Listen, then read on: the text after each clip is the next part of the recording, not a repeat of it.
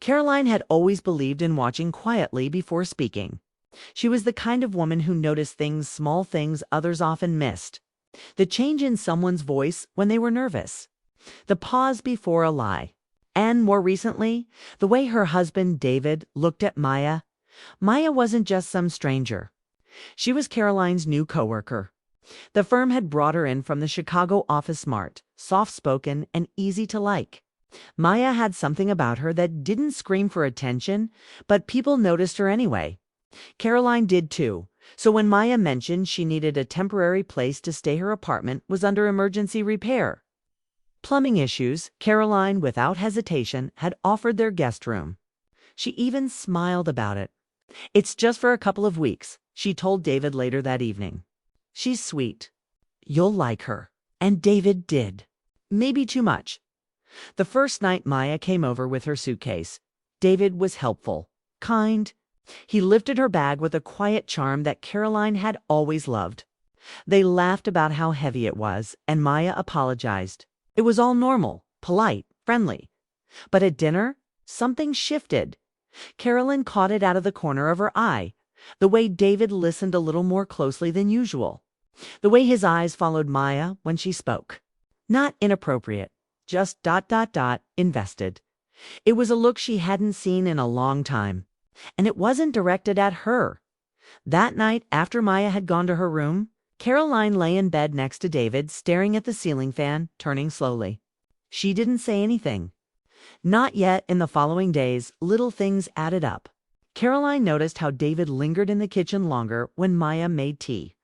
How he asked about her job, her hometown, her favorite movies. How he laughed more when Maya was in the room. It wasn't love. It wasn't even obvious flirtation. But it was something, and Caroline, being who she was, didn't confront. She observed. She tried not to let it get to her. After all, people connect in small, innocent ways. It's natural. And Maya never gave her a reason to worry. She was kind, respectful, and never overstepped. If she noticed David's attention, she never showed it. But one Sunday morning, everything became clear. They were all in the kitchen, the smell of coffee in the air, sunlight spilling through the windows. Caroline was scrolling through her phone, David at the counter. Maya sitting at the table in her soft blue sweater. They were talking about music, about old jazz records. Maya's eyes lit up when she mentioned an artist she loved. "I haven't heard that in years," David said, clearly excited. "I used to play that in college." Their eyes met and stayed there a moment too long. Caroline put down her phone. It wasn't jealousy she felt. It was something deeper, something more complicated. It wasn't about betrayal. It was about the quiet realization that David hadn't looked at her like that in a very long time. That evening, Caroline and David sat on the patio with their wine glasses, the sky a deep orange as the sun went down. "She didn't wait this time. She's beautiful," Caroline said, her voice calm. David looked at her, unsure. "Maya." Caroline nodded. "I see the way you look at her." David put his glass down. "Caroline, it's not like that." She raised her hand gently, stopping him. "You don't have to defend it. I'm not accusing you." He leaned forward. "Then what are you saying?" "I'm saying it's okay to notice someone. It's okay to feel something. What matters is what we do with it." David was quiet. Caroline sighed. "When was the last time we really looked at each other, David? Not just passing glances. I mean, really looked." He didn't answer right away. Instead, he looked down, then said softly, "It's been a while." There was no anger in her voice, no bitterness, only truth. "We've been on autopilot," she said. "I think we both know it." David nodded slowly. They sat there for a while, not speaking. The wind brushed through the trees. A car passed on the street in the distance. Caroline wondered if this was what the beginning of something new felt like. Not the end, but the moment just before something shifts. Later that night, Caroline stood outside Maya's bedroom door, unsure of what had led her there. She knocked gently. Maya opened the door, surprised. "Can we talk?" Caroline asked. "Of course." They sat on the edge of the bed, the room dimly lit by a bedside lamp. Maya looked nervous. Caroline smiled softly. I'm not here to ask anything of you. I just want to say, I've seen how close you and David have become. Maya's face turned pale. Caroline, I swear. No. She interrupted, calm and clear. You haven't done anything wrong. But I've seen it, and I think you have too. Maya lowered her gaze. I'm not angry, Caroline said, but I believe honesty can make space for healing, for growth, for whatever comes next. Maya finally looked up. What does that mean? It means I don't want silence between any of us. I don't want suspicion. If there's something here, whatever it is, I'd rather understand it than pretend it doesn't exist. Maya's voice was quiet. I never meant for this to happen. No, Caroline said. And I don't think you even know what this is. None of us do. But that doesn't mean we can't name the shift. Caroline stood. Let's take the pressure off. Let's be honest.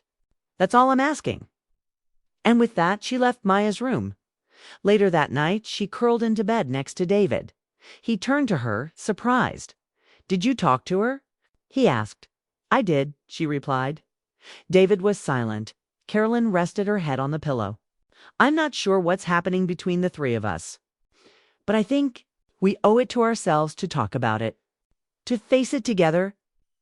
David let out a breath. That scares me. It scares me too, she admitted. But I'd rather walk through it with my eyes open than lose something in the dark. David reached out, gently taking her hand. I don't want to lose you. Then don't, she whispered. In the quiet, they lay still. The distance between them a little smaller than before. In that moment, Caroline didn't know what the future held. She only knew that something had changed. And sometimes change doesn't mean destruction, it means discovery. She didn't have answers, but she had courage, and sometimes that's where love begins again. After that night, something in the house felt different. Not uncomfortable, but quieter, as if all three of them were waiting to see who would speak first. Caroline continued with her routine early mornings, black coffee, short walks around the neighborhood. Maya kept to herself more, clearly unsure of how to navigate the new tension that had grown between her, David, and Caroline. And David? He was present, but thoughtful, watching, waiting, reflecting. Caroline didn't regret what she had said. She had opened the door to honesty, not to create drama, but to make space for truth. Still, truth had its own weight, and it now sat gently on every shared meal, every passing glance in the hallway, every word spoken at the dinner table. 3 days after the conversation with Maya, Caroline came home early from work. The house was quiet.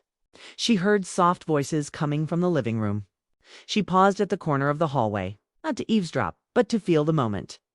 David and Maya were sitting on the couch. It's a few feet apart, but their body language spoke volumes. Maya was nervous, her hands folded tightly in her lap. David sat forward, elbows on knees, his tone calm. I don't know what to say to her, Maya said quietly. You don't need to explain yourself to me, David replied. She's not mad. She's trying to understand it. Maya exhaled. I don't even understand it. Caroline stepped into the room then, choosing presence over silence. You don't have to understand everything right now, she said gently. None of us do. They both looked up, surprised but not startled. Caroline walked over and sat in the armchair across from them. I know this isn't a normal situation, she said, voice steady. But life doesn't always play out in straight lines. Sometimes feelings surprise us. That doesn't make them wrong-knit, just makes them real. Maya looked down. Caroline, I didn't come here with any intention. I admire you. I admire your marriage. Caroline smiled slightly. I believe you. That's why I trust you. David finally spoke. What do we do now? There it was, the real question. Caroline thought for a moment. We stop pretending. No games, no guessing. If there's something that needs to be said, we say it. To each other. Always. Maya looked up. Do you mean talk about this as a group? Caroline nodded. If we're going to live under the same roof for now, we need clarity. The days that followed were full of cautious honesty. Not dramatic confessions, but small, real conversations. One by one, they peeled back the layers of silence that had formed. David admitted he'd felt unseen lately, not unloved, but unnoticed. Life had gotten busy. The spark he once felt with Carolyn hadn't gone away, but it had dimmed under the weight of routine and time. Meeting Maya hadn't created something new. It had reminded him of something that had been missing. Maya, on her end, said she had felt drawn to the ease she felt around David not because she wanted something inappropriate, but because it was rare to meet someone she could talk to that openly, and Carolyn. She admitted she had sensed a distance growing for months. She had chosen not to confront it sooner because she had been afraid of what it meant. But now, sitting across from both of them, she realized fear had kept her in silence, and silence had cost her more than she realized. One night, the three of them cooked dinner together. It was almost normal chopping vegetables. Laughter slipping through the cracks of tension. Music playing softly in the background. After dinner, David offered to clean up. Maya went to her room. Carolyn stayed behind and joined David in the kitchen. "I meant what I said," she told him, drying a plate. "I'm not angry." "I know," he said, stacking dishes. "But I still feel like I've failed you somehow." Carolyn looked at him. "You didn't. We both stopped showing up. You emotionally. Me emotionally and physically. We let the comfort of routine replace effort." David leaned against the counter. "I never wanted anything to happen. But something did." She nodded slowly. "It doesn't mean we've lost. It means we've reached a crossroads." David looked tired. "So which way do we turn?" Caroline smiled sadly. "That's what we figure out together." Later that evening, Maya knocked on Caroline's door. She stood there quietly, almost hesitant. "I just wanted to say thank you," she said softly, "for being graceful when you had every right not to be." Carolyn invited her in. "You don't have to thank me. I'm just trying to lead with truth. That's all I have left." Maya sat on the edge of the bed. "I think I need to move out soon. Not because of pressure, just because I don't want to be in the middle of something that's clearly still healing." Caroline understood, but part of her also felt something new, something she hadn't expected. Peace. This strange, emotional chapter hadn't destroyed anything. It had revealed what had been broken long before Maya entered the picture. And now they were slowly learning to repair it, not by pushing away the discomfort, but by learning from it. 2 days later, Maya packed her things. Caroline helped her fold clothes, and David carried the suitcase to the car. There were hugs. No tears, just gratitude. As the car pulled away, Carolyn turned to David. "Do you still feel something for her?" she asked. David didn't lie. "Yes, but not the way I feel about you. What I felt with her reminded me of the part of me I'd forgotten. But it's you I want to grow with, not escape from." Caroline looked out at the street. "That's all I needed to hear." That night they sat on the back porch again, just the two of them. No music, no wine, just the sound of the wind in the trees. "We've still got a long way to go." Caroline said, "I know," David replied. "But I want to try," she added. He reached for her hand. "Then let's try." It had been 2 weeks since Maya moved out.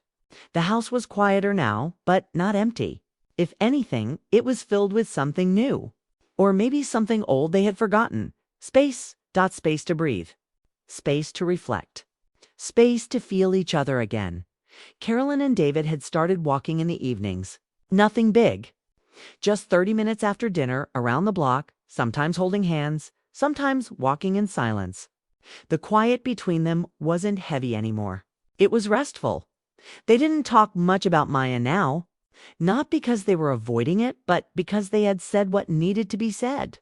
What was left was the work of returning to each other. And that was what they focused on.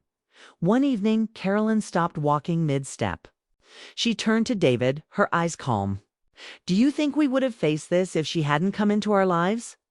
David looked up at the sky, thinking, "No, I think we would have stayed asleep, comfortable, distant." Caroline nodded. "It's strange, isn't it?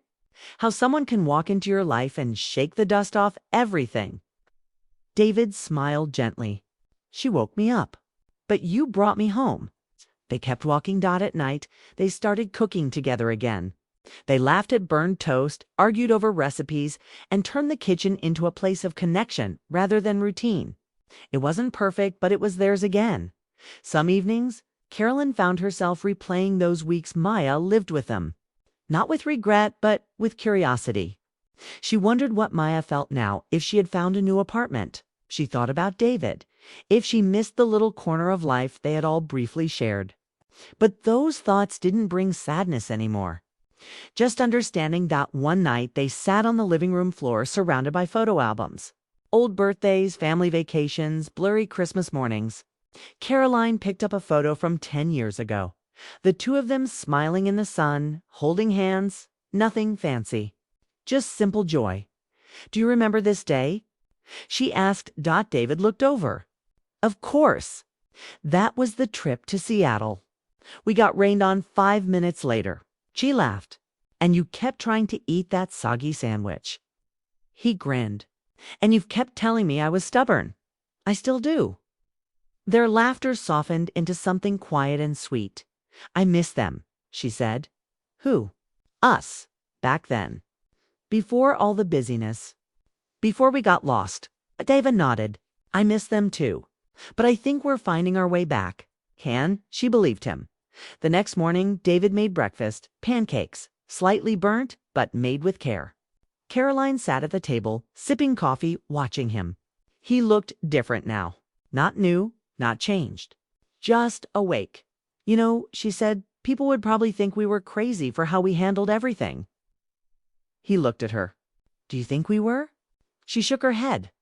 No, I think we were honest, and I think that saved us.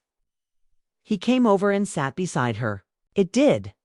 Over the following weeks, they kept rebuilding not just the relationship, but their home. They repainted the living room, cleaned out the basement, even started a small garden in the backyard. Caroline joked it was their version of therapy. Sometimes they stumbled.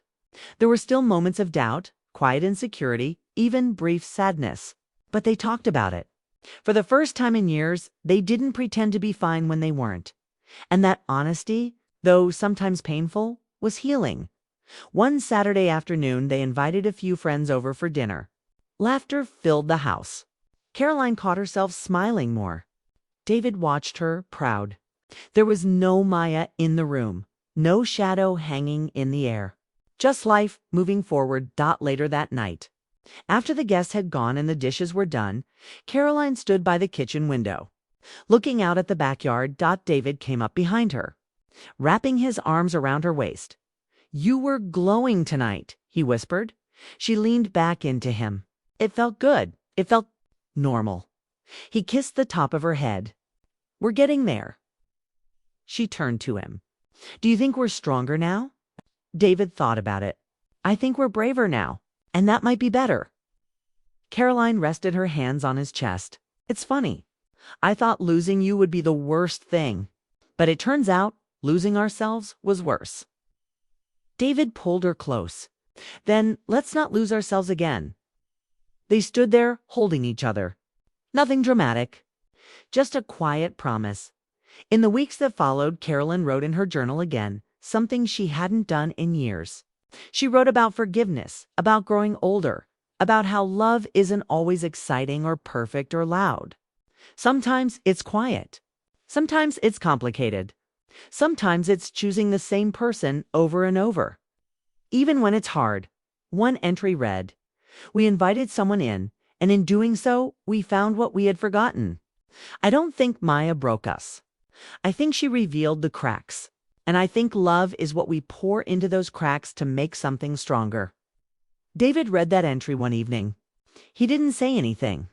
He just closed the journal, walked over to Carolyn, and kissed her hand.